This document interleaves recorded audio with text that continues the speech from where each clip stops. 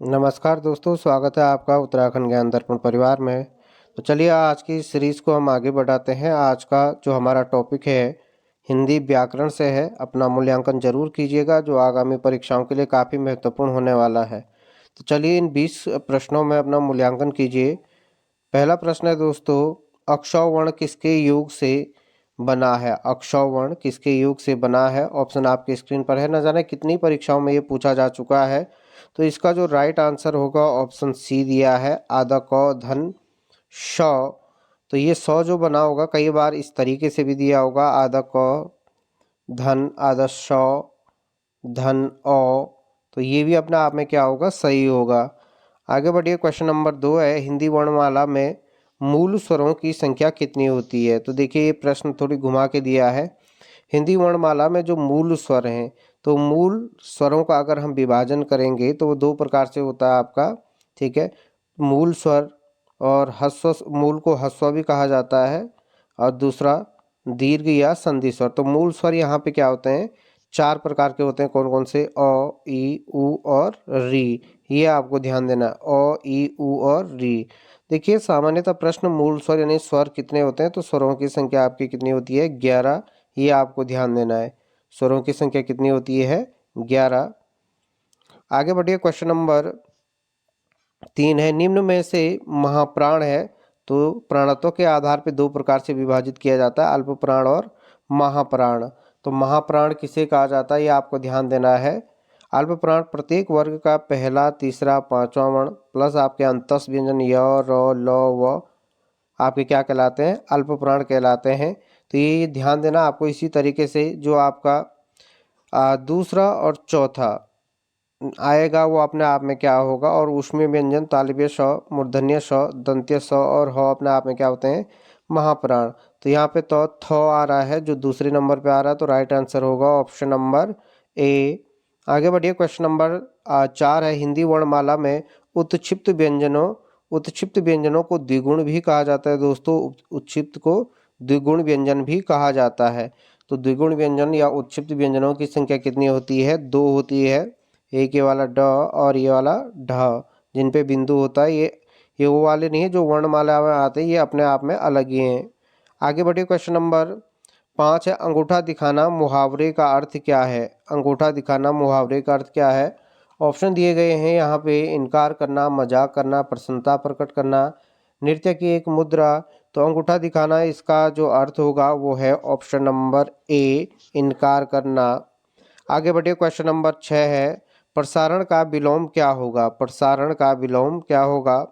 Option दिए गए हैं, प्रतिपादन, बी आकुंचन, सी दिए गए हैं प्रसारण, और डी दिया गया है संदर्शन सदर्शन। तो इसका जो राइट आंसर क्या होगा? प्रसारण यानी फैलना, आकुंचन मतलब सिकुड़ना। आगे देखिए, क्वेश्चन नंबर 7 है, कौन सा वर्ण समृद्ध है? देखिए इसकी एक ट्रिक के माध्यम से भी हम आपको बता देंगे। समृद्ध और अर्ध समृद्ध अगर हम लोग बताएंगे, 4 प्रकार से विभाजित किया गया है। समृद्ध होता है, अर्ध समृद्ध होता है, अर्ध विवर्त होता है और विवर्त होता है। मुख्य द्वार के आधार पर अगर हम स्वरों का विभाजन करें तो 4 प्रकार से होते हैं, समृद्ध, अर्ध समृद्ध, विवर्त और अर्धविवर्त। समृद्ध एक तरीके से हम लोग बात करेंगे, समृद्ध का मतलब क्या होता है यहाँ पे, जो बंद होता है, और विवर्त का मतलब क्या होता है? खुला, जिसमें मुंह पूरा खुलता है। तो समृद्ध यहाँ पे क्या होगा, जिसमें लगभग मुंह बंद रहता है, वो होता है ऊ। ठीक है, ये आपको ध्यान देना है। आगे बढ़िए, क्वेश्चन नंबर है आपके पास 8, कौन सा शब्द जातिवाचक संज्ञा नहीं है? कौन सा शब्द जातिवाचक संज्ञा नहीं है? ऑप्शन है जवान, बालक, सुंदर या मनुष्य। तो ध्यान से ऑप्शन को देखिएगा, यदि आपने तैयारी बेहतर है तो प्रश्न गलत नहीं होगा, मूल्यांकन जरूर कीजिए। तो देखिए यहाँ पे जो राइट आंसर होगा वो है इसका राइट आंसर सुंदर। सुंदर दोस्तों अपने आप में क्या है? भाववाचक संज्ञा का उदाहरण है। ठीक है, आपको ज़्यादा नहीं, केवल 5 या 10 मिनट में अपना मूल्यांकन प्रतिदिन करना है।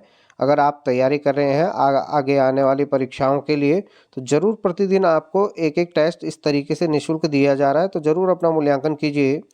अगला प्रश्न है आपका, स्त्रीत्व शब्द में कौन सी संज्ञा है? स्त्रीत्व शब्द में कौन सी संज्ञा है? ऑप्शन ए जातिवाचक, बी व्यक्तिवाचक, सी भाववाचक और डी दिया गया द्रव्यवाचक। तो देखिए स्त्री अपने आप में जातिवाचक है और स्त्री तो अपने आप में क्या हो जाएगा भाववाचक। तो राइट आंसर होगा इसका option number C. Question number दोस्तों 10 है, विशेष्य से तात्पर्य क्या होता है। जो विशेष्य होते हैं वो अपने आप में क्या होते हैं। ऑप्शन ए संज्ञा, बी सर्वनाम, सी ए और बी दोनों और डी दिया गया है विशेषण। तो देखिए दोस्तों यहाँ पे विशेष्य अपने आप में क्या होते हैं, जिसकी विशेषता बताई जाती है। तो वो अपने आप में संज्ञा भी हो सकता है और सर्वनाम भी हो सकता है। जैसे राम अच्छा है, राम अच्छा है, तो यहाँ पे विशेष्य क्या हो जाएगा राम। अगर मैं बोलूँ वह अच्छा है, वह अच्छा है, तो यहाँ पे वह क्या हो जाएगा विशेषण, जिसके बारे में कह रहे हैं। अच्छा अपने आप में क्या हो जाएगा विशेषण हो जाएगा। तो ये भी आपको ध्यान देना है। क्वेश्चन नंबर दोस्तों 11 है, सर्वनाम का भेद नहीं है। ऑप्शन ए पुरुषवाचक, बी गुणवाचक, सी प्रश्नवाचक और डी निश्चयवाचक। अभी हाल ही में वीडियो की परीक्षा हुई थी, वहाँ पे इस प्रकार का प्रश्न आपको देखा होगा। तो यहाँ पे जो सर्वनाम का भेद नहीं है ऑप्शन दिया गया है यहाँ पे ऑप्शन डी, गुणवाचक अपने आप में क्या होता है विशेषण। अगला है दोस्तों, यह घोड़ा अच्छा है। इस वाक्य में अच्छा क्या है। तो देखिए ध्यान से देखिएगा, यह घोड़ा अच्छा है। ऑप्शन ए संज्ञा, बी सर्वनाम, सी विशेषण और डी इनमें से कोई नहीं। देखिए यह घोड़ा अच्छा है। अब देखिए यहाँ पे यह घोड़ा, यह अपना आप में क्या हो जाएगा, ये अपना आप में विशेषण है, ये आपको ध्यान देना है। अब देखिए यह घोड़ा अच्छा है, तो यहाँ पे जो राइट आंसर इसका होगा वो अपने आप में क्या होगा अच्छा। अच्छा दिया गया है यहाँ पे, तो अच्छा भी यहाँ पे विशेषण का कार्य करेगा। अच्छा यहाँ पे क्या होगा विशेषण का कार्य करेगा। अगला है अपने आप में निम्नलिखित में से किसमें सकर्मक क्रिया प्रयुक्त हुई है। निम्नलिखित में से किसमें सकर्मक क्रिया प्रयुक्त हुई है। ऑप्शन ए अकर्मक पूछा गया, अकर्मक क्रिया प्रयुक्त है। ऑप्शन ए शिशु सो रहा है, बालक खेल रहा है, छात्र पढ़ रहा है और छात्र लिख रहा है। तो इसका जो सही उत्तर होगा वो अपने आप में क्या होगा दोस्तों, शिशु सो रहा है। ध्यान से मूल्यांकन कीजिए। किसी प्रश्न में डाउट है तो जरूर कमेंट कीजिएगा, अपना डाउट मत रखिए कोई भी प्रश्न हो।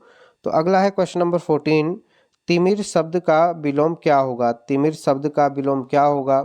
ऑप्शन ए दिया गया है आलोक, बी किरण, सी रंगीन और डी दिया गया है रंगहीन। तो इसका राइट आंसर होगा तिमिर का विलोम होता है आलोक। अगला क्वेश्चन नंबर 14, यमुना का पर्यायवाची है। तो पर्यायवाची भी काफ़ी महत्वपूर्ण होते हैं परीक्षा की दृष्टि से। हम प्रैक्टिस आपकी धीरे धीरे इसी प्रकार से करवाएंगे। तो यमुना का पर्यायवाची होता है दोस्तों कालिंदी।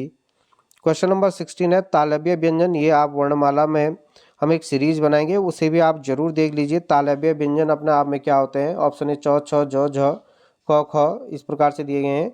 तो तालव्य व्यंजन होंगे आपके पास च, छ, ज, झ। ठीक है, पहला क्या होता है कंठ्य होता है, दूसरा तालव्य होता है, तीसरा मूर्धन्य होता है, चौथा दंत्य होता है और लास्ट वाला क्या होता है आपका ओष्ठ्य।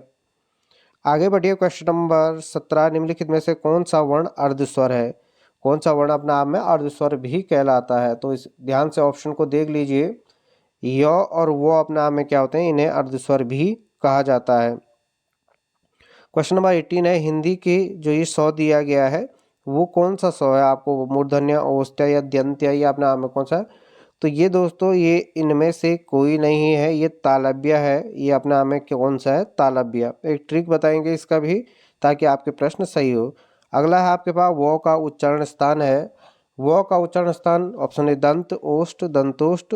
अब देखिए इनमें से ये अपने आप में वो क्या होता है दंतोष्ठ होता है। तो देखिए दोस्तों अगर आपने हिंदी पढ़ी है तो ये प्रश्न आसान है और इनमें से एक भी प्रश्न गलत नहीं होना चाहिए, तभी आप सिलेक्शन के नज़दीक पहुंचते हो।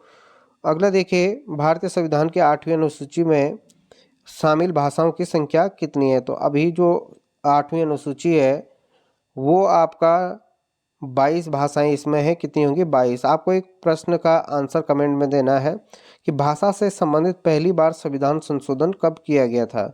यह आपका आज का क्वेश्चन है, भाषा से संबंधित पहली बार संविधान संशोधन कब किया गया था। अपने नंबर भी जरूर कमेंट में कीजिए ताकि एक बेहतर तैयारी के साथ हम बेहतर प्रश्नों को बना पाएँ। तो आप सभी लोगों का धन्यवाद।